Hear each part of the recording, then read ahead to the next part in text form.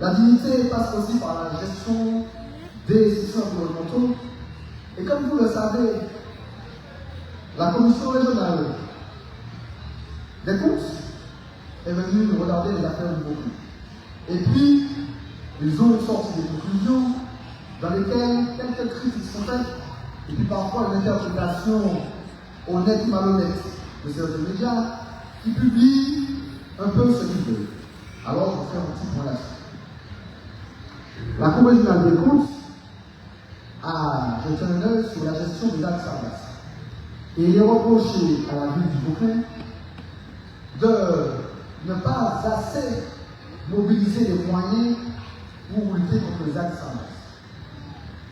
On dit que 80% du ramassage et du traitement des algues est financé par l'État et que tous ces fonds ne sont pas utilisés. Non, tous les fonds ne sont pas utilisés puisque l'argent qui est mis à disposition par l'État est fléché vers de l'acquisition de matériel. La ville du Bocou a travaillé avec la préfecture, avec la BAL et ses services pour pouvoir déterminer le matériel nécessaire au ramassage des algues. Et ensuite, nous avons dû faire des appels d'offres, commander ce matériel qui prend beaucoup de temps à être livré. Et comme une collectivité publique ne peut se payer que pour du service fait, tant que le matériel n'est pas livré, nous ne pouvons pas payer. Et tant que nous ne pouvons pas payer, l'argent ne peut pas être déclaré auprès de l'État comme utilisé. Donc effectivement, les fonds sont encore là. Mais la ville du Bocou se préoccupe de ce phénomène sargasse. Nous y travaillons régulièrement. Et la ville du Bocou est victime de la crise des algues sargasses. La ville du Bocou ne s'amuse pas à attirer les algues sargasses vers elle. Et je dirais aux agents de la Chambre régionale des comptes que si l'État prenait sa responsabilité pour faire du ramassage en mer sur son territoire et n'attendait pas que les algues arrivent sur les plages, que les algues se décomposent et polluent la vie des Martiniquais avec ces émissions d'H2S qui est un gaz toxique, que si l'État écoutait un peu les propositions faites par certains investisseurs, ingénieurs martiniquais qui proposent d'aspirer avec des barges, de ramasser avec des barges pour pouvoir traiter ces algues et les valoriser, si l'État ne laissait pas le coraux mourir sous ces algues sargasses, si l'État ne laissait pas le mangrove mourir sous ces algues sargasses, eh bien, la Cour des comptes n'aurait pas à venir regarder comment la ville gère les algues sargasses. Les membres de la CRC sont bien loin et ils habitent dans des lieux qui ne sont pas pollués et asphyxiés par les émissions d'H2S. La Cour des comptes nous reproche aussi d'avoir eu un plan de titularisation trop ambitieux. Je dirais à la Cour des comptes que les agents de la ville du Bocou sont restés assez longtemps dans la précarité et que la loi veut que nous titularisions les agents et que pour les sortir de la précarité, pour leur donner un meilleur pouvoir d'achat, pour faire face effectivement à la vie chère qui existe en Martinique, nous avons, avec les représentants syndicaux, décidé d'un plan de titularisation ambitieux qui certes implique des dépenses en personnel en plus, mais qui permet aussi aux agents d'être reconnus dans leurs valeurs, dans leur travail et dans leur humanité, de gens qui ont besoin de moyens pour vivre décemment.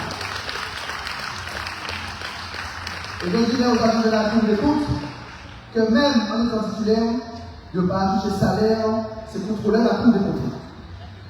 Je dirais aussi à la Cour des comptes qui dit que la ville du Bocou devrait mieux faire, que la ville du Bocou avec un endettement de 49 € par habitant est bien en deçà de toutes les villes de sa strate, c'est-à-dire d'environ 8 000 à 10 000 habitants, car la moyenne nationale, c'est 760 € par habitant.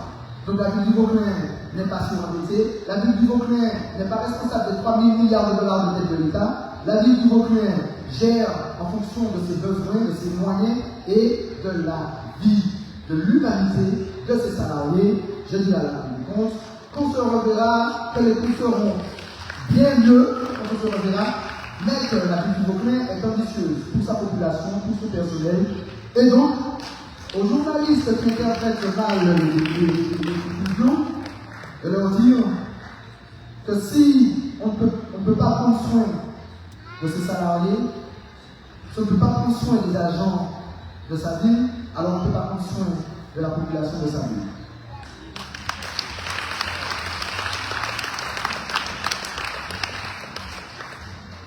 Dernière chose que j'aimerais dire à la Cour des comptes. Dans son rapport, il dit que la ville du Vauclin est trop ambitieuse avec son plan d'investissement de 38 millions d'euros.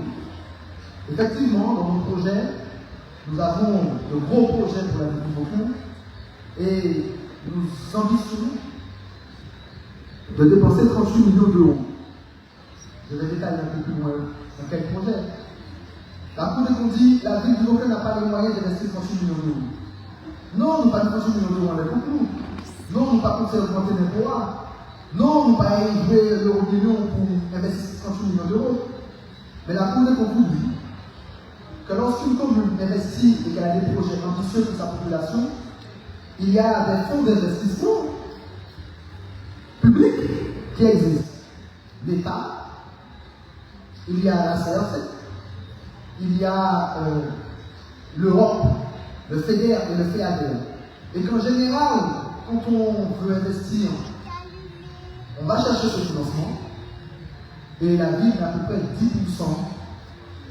du financement d'un projet. Ce qui voudrait dire que sur les 38 millions d'euros, la ville devrait mettre 3,8 millions d'euros. Et croyez-moi, la ville a les moyens d'investir sur plusieurs années ces 3,8 millions d'euros. Et nous allons continuer avec notre ambition d'investir pour la ville du Vauclin dans l'avenir pour que nos jeunes, nos enfants qui sont là, puissent demain trouver une ville dans laquelle il est agréable de vivre et dans laquelle il y a tous les services et toutes les infrastructures dignes d'une ville du XXIe siècle, d'une ville de 2024, de 2034, de 2044.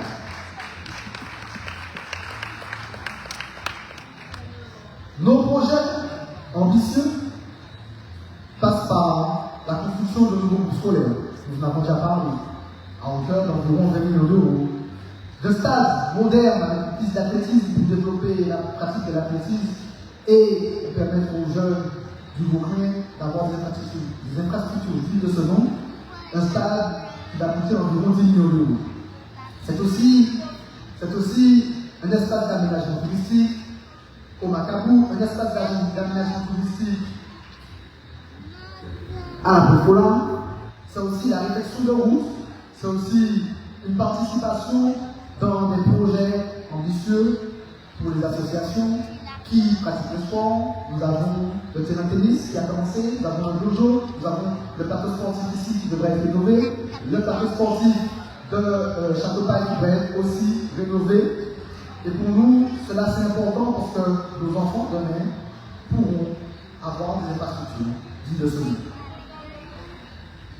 C'est aussi pour nous une opportunité de rénover notre monde, de le rendre plus attractif, avec un projet ambitieux d'aménagement de l'esplanade, avec des snacks dignes du XXIe siècle. C'est aussi pour nous l'occasion de revaloriser l'Ouest, de développer le goût en rendant au Vauclin ces petits couloirs ouest qui étaient très utilisés par le passé, qui ont été un peu abandonnés, qui n'étaient pas très agréables à traverser. Et donc aujourd'hui, nous avons déjà commencé à réhabiliter ces ouest, à les rendre plus agréables, à les décorer pour que ce projet de déplacement doux que nous avons voulu pour le Vauclin, avec les pistes cyclables, puisse voir le jour. Le développement de la ville ne se limite pas aux infrastructures, c'est aussi un développement pour la culture, un développement pour rendre à chacun un peu de bon au cœur, pour être fier de notre ville. C'est aussi la convivialité que nous devons mettre au bout du jour, les rencontres, le partage et la ville du Vauclin. La ville du Vauclin a des ambitions à ce sujet. Nous avons commencé en remettant à l'ordre du jour le créole, en le valorisant avec l'unité créole. Avec notre calendrier créole, notre 4e année, cette année, l'édition du calendrier créole. Et quand je dis calendrier créole, c'est un calendrier où on écrit généralement le créole avec seulement les mois. C'est un calendrier où on a pris le temps de préparer chaque jour. Les saints, les fêtes sont écrits en créole, les mois sont en créole, et c'est le quatrième que nous faisons. Nous n'allons pas nous arrêter parce que pour nous, ce calendrier, c'est être dans le quotidien des Martiniquais et des Beauquinois en créole. Ce n'est pas se limiter au mois d'octobre en créole. L'Hybride créole, c'était pour nous l'occasion de rencontrer des chercheurs, des écrivains. Nous avons déjà réalisé deux éditions. Cette année, nous allons travailler sur la troisième édition pour valoriser le créole, le parler, le chanter, l'utiliser lors de nos échanges et faire en sorte que ce ne soit pas une langue rejetée, mais qu'elle soit une langue valorisée, comme par ailleurs dans le monde. C'est aussi la mise en place d'un budget pour rester dans la tradition, dans le patrimoine. C'est un budget que nous avons partagé avec nos aînés. Nous allons continuer et nous souhaitons que le maximum de la population nous rejoigne pour ce budget, pour qu'on puisse ensemble partager ces moments de convivialité, d'échange, qui permettent qu'on transmette la tradition, mais aussi qu'on transmette un peu l'amour que nous avons chacun de nous à notre prochain. C'est aussi le retour cette année de l'élection de Reine et Reine du Carnaval qui aura lieu le 25 janvier au restaurant scolaire. Et c'est vraiment l'occasion de vous annoncer que nous cherchons encore des candidates pour l'élection de Reine et de Reine.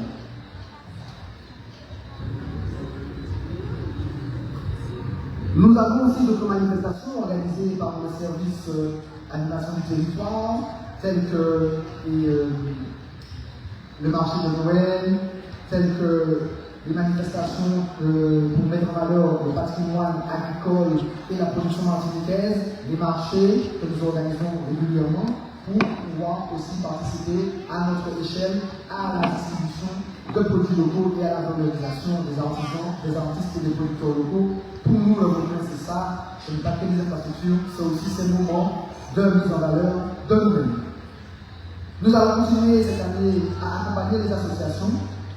Nous avons déjà travaillé avec les collègues du conseil municipal sur les différents points que nous voulons prioriser cette année lors de la vote du budget. Et dans ce vote du budget, je demande à mes collègues de travailler pour faire un effort particulier, pour certaines associations, car je pense que certaines méritent un petit peu plus de plus parce qu'elles nous accompagnent tout au long de l'année et nous représentent tout au long de l'année. Et je pense que nous pouvons et nous devons essayer de faire un petit plus, même si compte tenu de ce qui se passe au Parlement et au gouvernement, il y a une réduction de 10% du budget. Donc, nous allons réduire le budget de 10%, mais nous allons quand même faire un effort pour le monde associatif qui le mérite.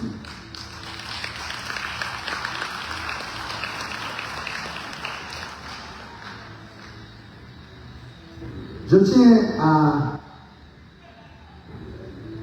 exprimer ma gratitude envers tous les citoyens qui s'impliquent pour leur vie. Nous avons l'occasion de remercier tous ces agents qui sont partis à la retraite, mais je tiens à remercier des agents, des citoyens qui tout au long de l'année aident la ville, aident à améliorer la ville, aident à nettoyer la ville, aident à faire rayonner la ville. Je pense à tous ces citoyens qui participent au coup de main, bénévoles. J'espère ne pas en oublier, mais les citoyens qui participent au nettoyage et à l'embellissement de l'espace maillot, de la cadette, d'Union, de Coq, de Grand Boucon et d'ailleurs, au soir Mali, je un bel merci, un bel bravo. Et je m'engage dans le conseil municipal. Parce que nous faisons des élus. Et souvent, dans les réunions cachées, on nous dit, mais c'est tel côté pas nettoyé, tel côté pas nettoyé. On m'a dit, ça priait. Parce que nous, moins agents qui auparavant, nous ne parlons pas de là encore, nous ne parlons pas de cette date, nous ne parlons pas de des erreurs. Nous, dans le pays, la vie en pile, il y a un bel chalet, donc c'est là qu'on se vite. Donc, nous, c'est tout le monde. Et puis, les citoyens ont commencé par le nous, on veut nettoyer ce temps-là, de l'huile de l'essence, on a appelé, on a commencé à participer avec eux, et puis, au fur et à mesure, ils ont commencé à être de plus en plus débrouillards, comme on dit, de plus en plus engagés, de plus en plus concernés par la question, et puis, dans plusieurs de nos quartiers, ces gens-là font un travail je tiens à le préciser, c'est bénévole. Donc, à couper la commune, à couper la partie, et ça mérite un bel bravo. Vraiment, applaudis encore, applaudis-le. On va aimer assez et merci vidéo, mais avec les élus du conseil municipal, on s'engage à les accompagner de manière plus officielle et plus importante sur ce qu'ils font, sur leur bénévolat, et je souhaite qu'on se rencontre groupe par groupe pour qu'on puisse ensemble décider de comment on va s'organiser pour valoriser encore plus votre travail et pour vous donner les moyens de vos ambitions. Vraiment un grand merci à vous.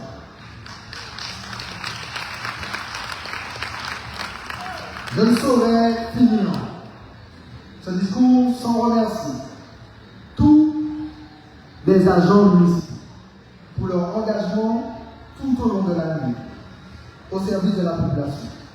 Vraiment un grand merci. Nous avons voulu, au Vauclin, faire un effort pour vous. J'aime pas dire un effort, faire plus pour vous. Nous avons eu ce plan ambitieux. Nous avons l'an dernier voté au conseil municipal cette prime exceptionnelle que le président Macron avait mis en place pour vous accompagner. Je tiens à vous dire que je sais les difficultés des services, je sais les difficultés de certains agents, mais nous avons fait que ça nous affaiblisse et chaque fois que nous payons, nous payons un petit plus. Pas qu'il y ait quelques autres nous la pour ça, nous les autres.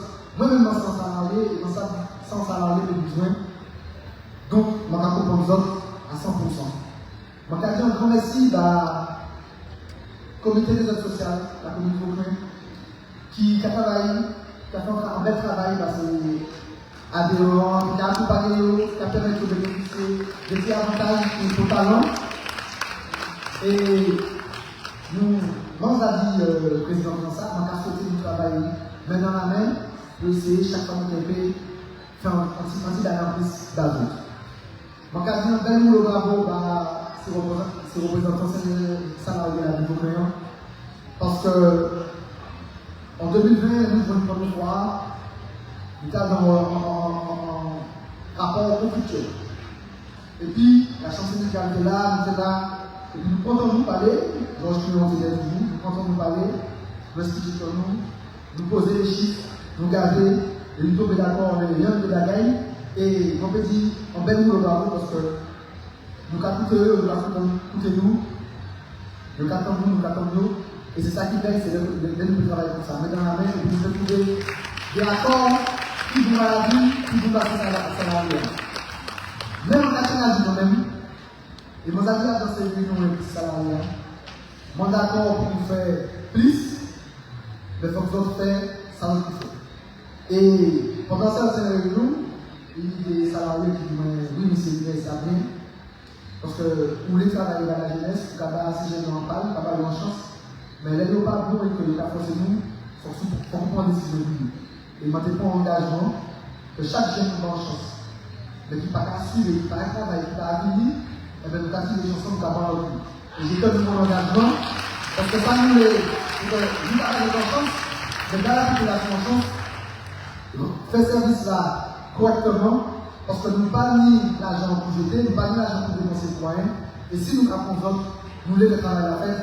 Et nous avons des chances, regardez ça que nous, chaque fois que nous avons des autres chances, il y a un législateur qui loue, mais dans un pays qui mais fait travailler là comme il faut. Pas venir forcer ces moments qu'il a et qui besoin justement que je parle en parle, il va besoin de nous prévenir. Et donc je tiens cet engagement à chaque fois, et c'est un engagement que j'ai pris auprès des agents, mais que je prends aussi auprès de la population.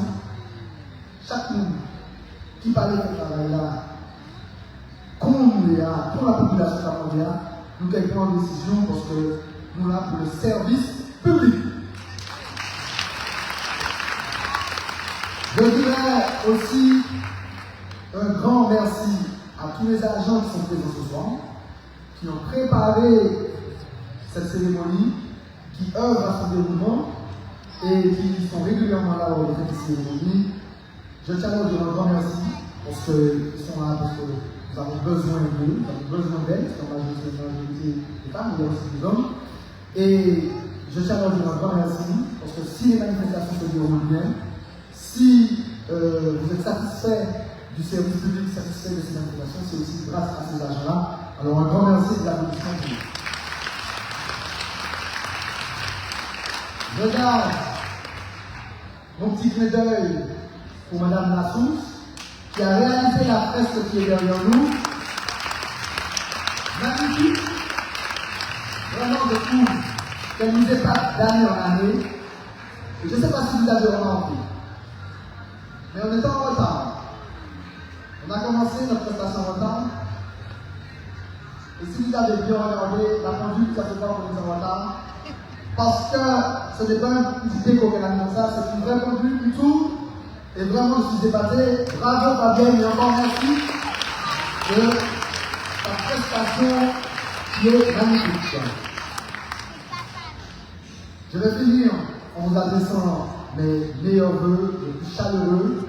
Que 2025 soit pour vous une année pleine de santé, de prospérité. Alors ça fait de la prospérité spirituelle, je vous la souhaite, ça fait de la prospérité pécuniaire, je vous la souhaite aussi, de la réussite pour chacun d'entre vous, de l'amour dans vos familles et dans vos entourages. Je souhaite aussi à notre commune tous mes voeux pour qu'elle continue de grandir, de briller et que grâce à votre volonté, votre dynamisme et votre présence, grâce à votre solidarité, que vos clins aient été plus belles communes et puis supérieures.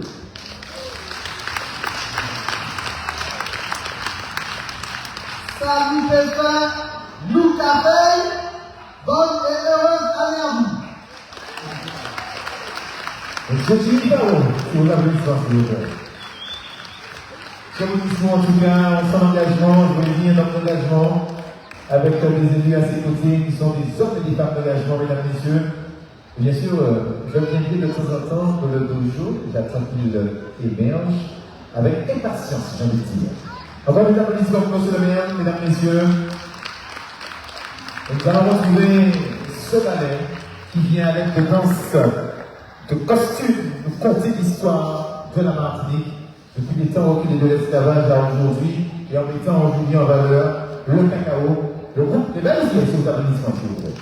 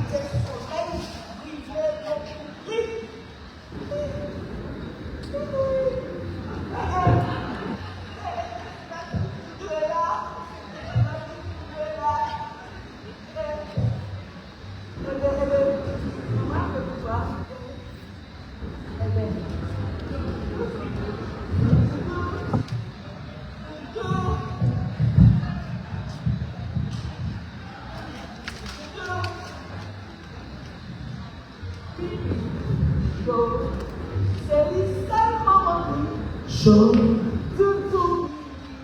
let mama kaba oswaya. Show,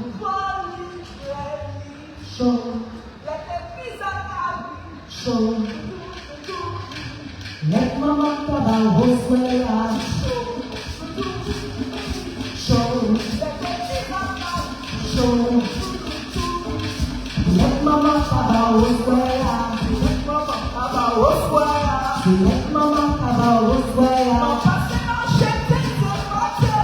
Let mama kaba oswaya.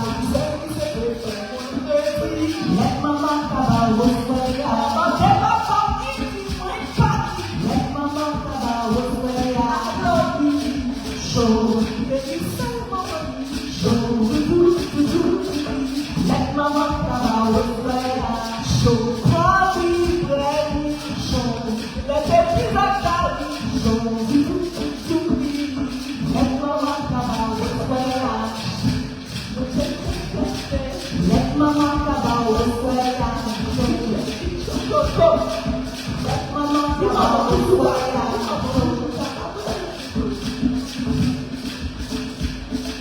Show,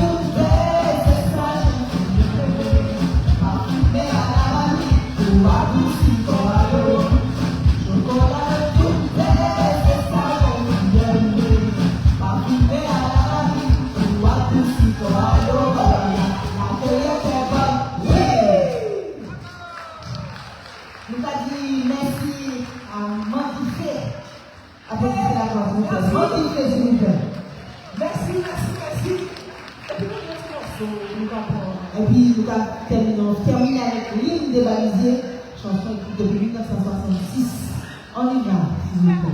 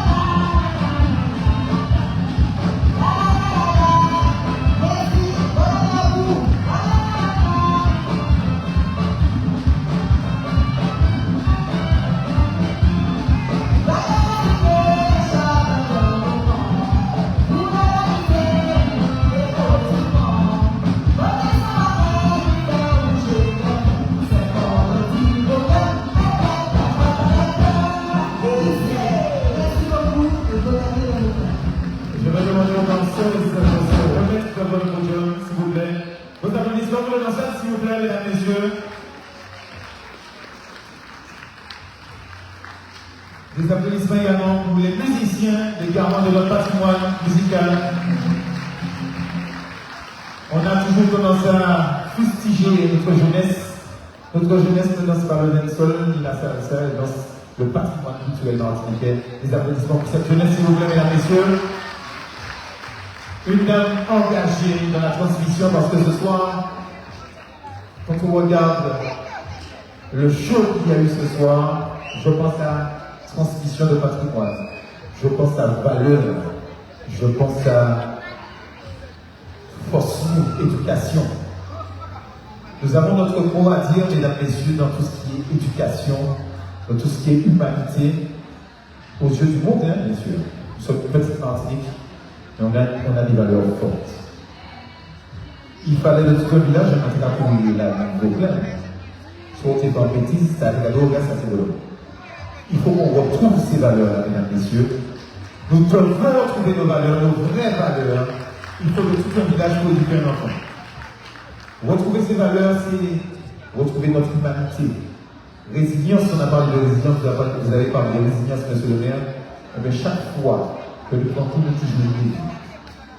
Résilience, elle part déjà de ses tenues, parce que le port des tenues, on nous avait déshumanisé au départ. Il était tout mis. Eh bien, nous avons inventé l'acte. Le port du chapeau était interdit, on a inventé des coiffes que nous envie le monde entier aujourd'hui. On a créé des bijoux à partir de morceaux de bijoux. Nous formons, mais nous pas formons tout seuls. Nous formions des pilotes. Claudia Lagal, attendez à l'applaudissement pour elle, s'il vous plaît. Elle fait un travail remarquable de transmission avec José Litaï, effectivement, j'avais oublié le prénom. Voilà, des applaudissements nourris, s'il vous plaît, pour le groupe des Balisiers. Et puis, j'ai envie de vous dire, mesdames et messieurs, tant que vous êtes, je vous souhaite la santé, avec votre permission, monsieur le maire, santé. Mais surtout, yon veillez en les lots. Yon veillez en les lots. On a, je peux dire que c'est du matériel, et c'est du matériel bienveillant. C'est ça qui est nous, c'est ça qui met le job aujourd'hui, c'est ça qui dit qu'à mettre l'autre sous la règle là, les gars. Parti gauche, yon veillez dans les autres, mariage bienveillant. Je vous souhaite une bonne année. Et puis, le mariage bienveillant, je l'ai vécu parce que j'ai vécu quelque chose de difficile, monsieur le maire aussi. Et s'il n'y avait pas les voisins, ma patrie ici à Jordia, pour gratitude, mariage bienveillant, yon veillez dans les autres. Bonne fête, bonne année à vous tous. Et puis, l'amour, dis l'amour.